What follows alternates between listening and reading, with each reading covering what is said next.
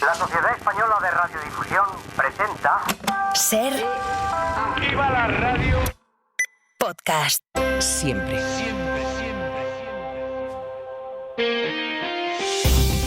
Las 8 de hoy por hoy en Ser Podcast.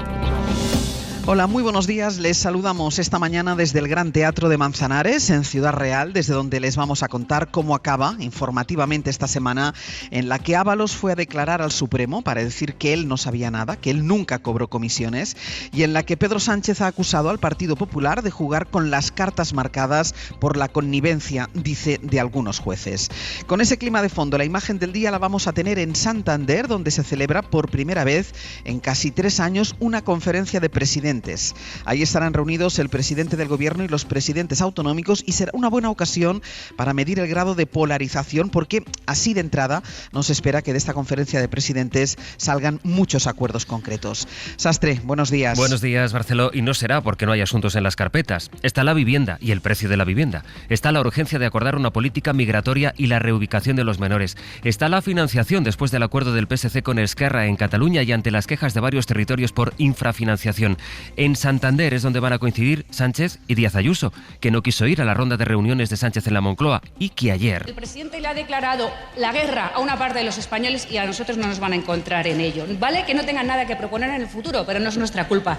Y una cosa queda clara, sin Franco, Pedro Sánchez no es nada ni nadie. Hacía ya estas declaraciones en la previa y veremos también ahí en Santander a Carlos Mazón, que acude a la cumbre después de la Dana para pedir un plan nacional contra inundaciones y en plena tensión con el gobierno por la gestión del temporal. La realidad es que se van a cruzar varias tensiones de fondo que, sumadas al nivel de ruido que ya lleva incorporado nuestro debate político, complica la posibilidad de entendimientos. En Santander está el jefe de nacional de la SER, Guillermo Lerma. Buenos días. ¿Qué tal? Buenos días, Ángels. Guille, será el momento de contrastar todo ese ruido con la posibilidad de llegar a acuerdos concretos, pero por lo que os dicen unos y otros, la verdad es que no tienen muchas expectativas.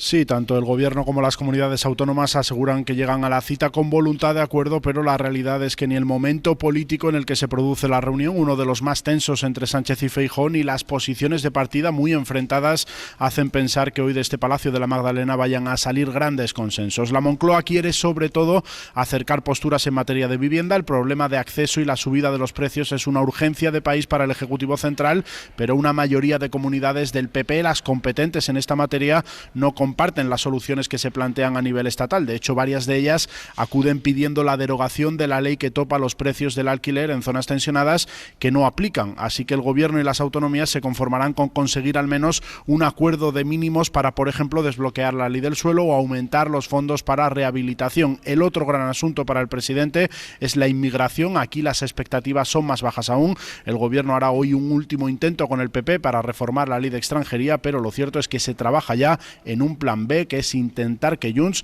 ayude al gobierno a reubicar a los menores migrantes que llegan a Canarias. En las horas previas a esta conferencia, esto es lo que contó ayer el ministro Óscar Puente. Hoy había una cena, mañana hay una conferencia de presidentes. Y hoy la presidenta de Cantabria había convocado una cena con el presidente del gobierno. Se ha parado. Lo ha parado el Partido Popular. ¿Dónde vas? Convocando una cena con el presidente del gobierno.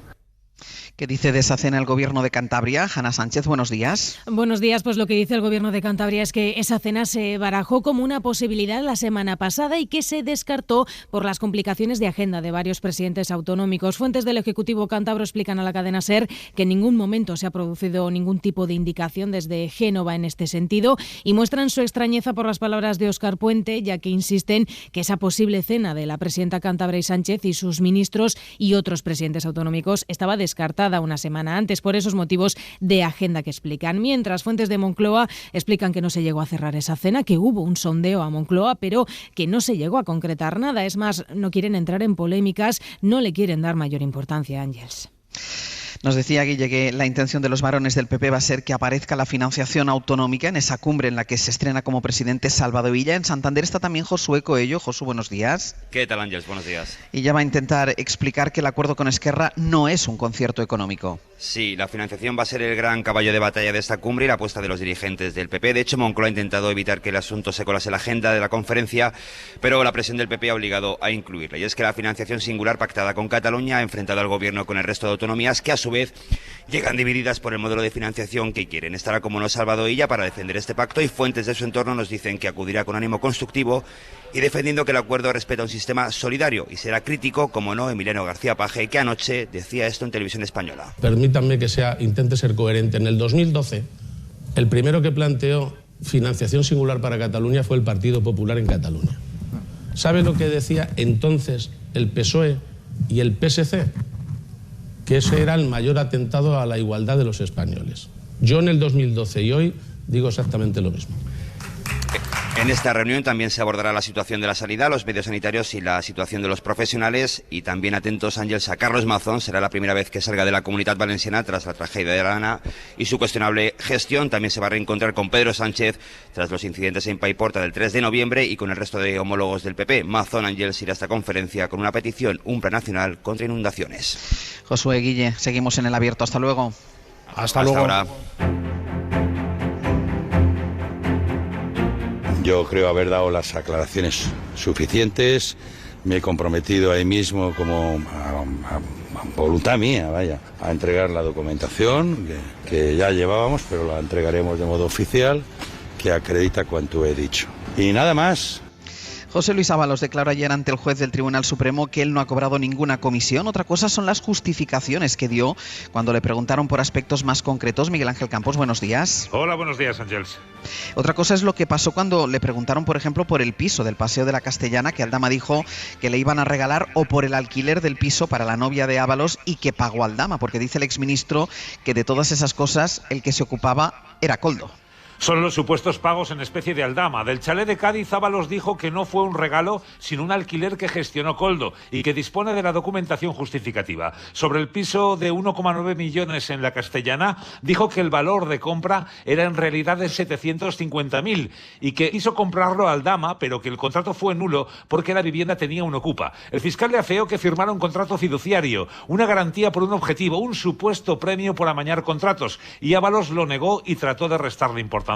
También dijo que nada sabía de cómo se pagaba el alquiler del piso de su novia que abonaba Aldama, que eso fue cosa de Koldo. El de ayer fue, Ángels, un interrogatorio completo y exhaustivo que protagonizó el juez Leopoldo Puente. Ábalos negó el cobro de 600.000 euros en mascarillas, amaños en transportes o corrupción en las mascarillas, donde de nuevo Koldo se excedió en sus atribuciones. Ábalos dijo que Aldama miente, que la letra que figura en los documentos aportados por el corruptor no es la suya y que otros papeles directamente son falsos. Hasta luego, Campos. Hasta ahora. Además, el juez Juan Carlos Peinado, que ha imputado a Begoña Gómez, ha pedido ahora a la presidencia del Gobierno que aporte una relación de todos los asesores y qué trabajos desempeñan en la presidencia del Gobierno. El juez accede de nuevo a la petición de las acusaciones personales y pide la lista de las acusaciones particulares y pide la lista para saber así qué puesto ocupa en el organigrama la asesora que envió un mail a Reales Seguros para trasladar el interés de la mujer del presidente en que siguiera financiando su cátedra en la Complutense. Y otro juez de Madrid, en este caso el que investiga la denuncia contra Íñigo Errejón por presunta agresión sexual, ha reabierto la causa y le ha citado a declarar el próximo 16 de enero, tanto a él como a la actriz que lo denunció, Elisa Moulea. En el espacio de la izquierda crece el malestar por cómo ha abordado esta crisis Sumar, y en Izquierda Unida creen que Yolanda Díaz ha cerrado en falso este episodio. De fondo hay una pugna por ver quién es más visible. Ana Fernández Vila, buenos días. ¿Qué tal? Buenos días. Sumar cierra en falso su reestructuración tras la crisis de Errejón, o al menos eso es lo que creen en Izquierda Unida. Los de Maillo aseguran que los cambios que se han acordado son insuficientes. Ellos pidieron una catarsis, aprovechar la salida del exportavoz para acabar con el mal funcionamiento del espacio en la toma de decisiones y lograr un reparto justo de visibilidad y responsabilidades. Y según fuentes de IU, persisten las disfunciones. Aunque Enrique Santiago logró para Izquierda Unida el puesto en la Comisión de Secretos Oficiales, se han quedado sin la portavocía adjunta que pedían. En eso no hay cambios. La portavoz titular es Verónica Barbero, del partido Movimiento Sumar de Yolanda Díaz, tal y como acordaron hace un mes, y los comunes Compromís, La Chunta y Mesper Mallorca mantienen las portavocías adjuntas. Quien sí gana algo más de peso en el reparto es Más Madrid y también los comunes, así que Izquierda Unida no da ni mucho menos por zanjado este asunto y piensan seguir presionando para forzar cambios, incluido el nombre del grupo parlamentario. Y hoy va a ser un día de nubes, Jordi. sobre todo durante la mañana, con algunas lluvias débiles en el centro de la península, nieve a partir de unos 1.200 metros. La tarde será más soleada, con temperaturas ligeramente más altas que los últimos días, pero aún así el frío se mantendrá todo el día. El fin de semana, mañana mucha niebla en gran parte del interior, en el resto sol y más frío que hoy. El domingo, heladas en prácticamente todo el interior peninsular, pero después, como será un día básicamente soleado, durante la tarde del domingo el ambiente será más agradable. Hoy por hoy noticias. Ser Podcast. Francia espera a Macron, espera que sea hoy mismo cuando el presidente de la República anuncie el nombre de la persona en la que ha pensado como su próximo primer ministro, con el que necesita salir de la crisis que ha dejado al país sin gobierno y en una inédita situación de debilidad política.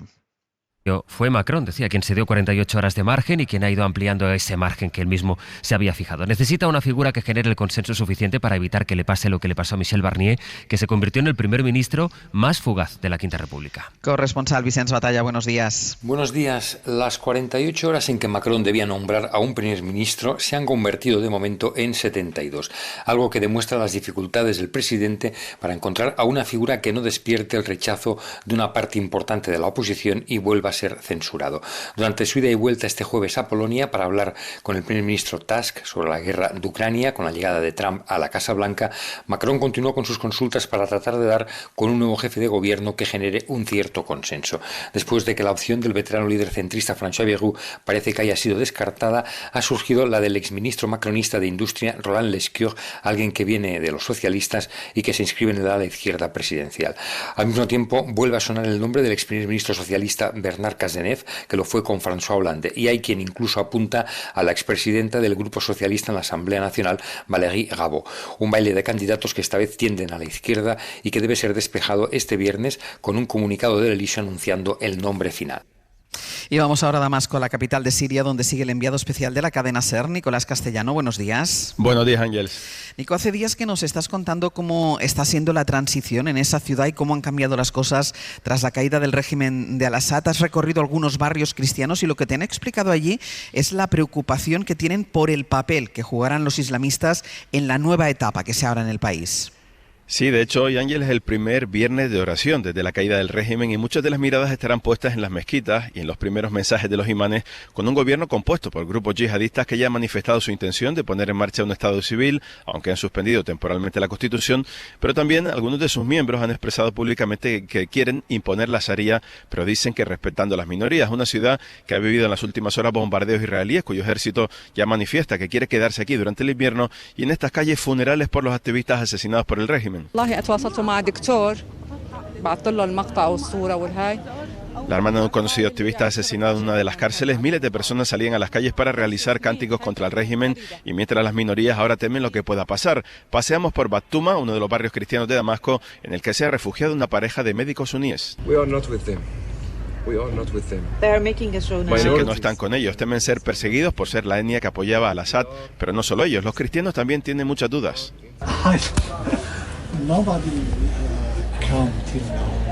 El dueño de una librería católica espera que vaya todo bien, pero reconoce que tiene miedo, como este otro comerciante de una tienda de licores, que ha retirado todas las botellas del escaparate por miedo y dice que solo se atreve a abrir porque hay mucho periodista extranjero como testigos. Una ciudad, Ángels, a la que ha llegado la primera delegación internacional, el jefe de los espías turcos recibido al volante por el mismísimo hombre fuerte de Siria, Al-Julani, Turquía, que ha sido el primer país en reabrir su embajada aquí en Damasco. Nico, hasta luego. Hasta luego. Mientras ha habido un nuevo ataque de Israel en Gaza que ha dejado una treintena de muertos, más de 80 desaparecidos, el objetivo era el campo de refugiados de Nuseirat. Y el caso es que este ataque ha ocurrido pocas horas después de que el ejército de Israel haya confirmado ataques en el sur del Líbano, donde ya saben que en teoría hay en vigor un alto el fuego. Israel afirma que había allí milicianos de Hezbollah que suponían una amenaza. Familiares de las víctimas de la Dana llevaron ayer casi 90.000 firmas al Congreso para pedir que se haga justicia y que se depuren responsabilidades. Denunciaron desamparo de las administraciones justo el día en el que apareció el cuerpo de una de las personas que seguía desaparecida. El número de fallecidos se eleva así a 223. Lo que se produjo también ayer fue una moción de censura en uno de los municipios afectados por el temporal, que es Chiva. Es el segundo cambio de alcaldía desde la Dana, porque hubo otra moción hace días en Requena. En el caso de Chiva, los socialistas arrebatan la alcaldía al Partido Popular. Ana Talens, buen día. Buen día. Ernesto Navarro es el nuevo alcalde con el apoyo de Compromís y dos formaciones locales tras una moción que se debatía ayer para destituir a la popular Amparo Fort, que gobernaba en minoría con Vox. Una moción que se justifica en la mala gestión del gobierno local antes y después de la Dana, según Navarro, que afirma que tiene un pueblo por reconstruir y por reinvertir. El objetivo prioritario y urgente, reunirse con todos los damnificados, reabrir las calles que todavía están bloqueadas y retirar los escombros presentes en las calles. Del exterior, la revista Time ha elegido a Donald Trump como persona del año por segunda vez y le ha dedicado su portada. Corresponsal Sara Canals. Buenos días. Portada que ha celebrado desde Wall Street, haciendo sonar la campana de apertura de la Bolsa de Nueva York y destacando que esta elección del Times es todo un honor. Something very special, and I have to say, Time Magazine getting this honor for the second time. Persona del año por segunda vez, lo fue en 2016 tras su primera victoria y ahora por su reelección, aunque esta portada no equivale a un respaldo. La revista especifica que reconoce a aquellos que tienen un fuerte impacto en la sociedad, ya sea para bien o para mal. De hecho, algunas portadas polémicas incluyen la de Vladimir Putin en 2007 o a Hitler en el 38. La revista también publica una extensa entrevista donde Donald Trump deja claras sus dos grandes prioridades, la extracción de petróleo y la inmigración. Y en 10 minutos el abierto, hoy desde Manzanares. Y con Berra González Harbour, Carlos Sánchez y Gonzalo Velasco. Para no perderte ningún episodio, síguenos en la aplicación o la web de la SER, Podium Podcast o tu plataforma de audio favorita.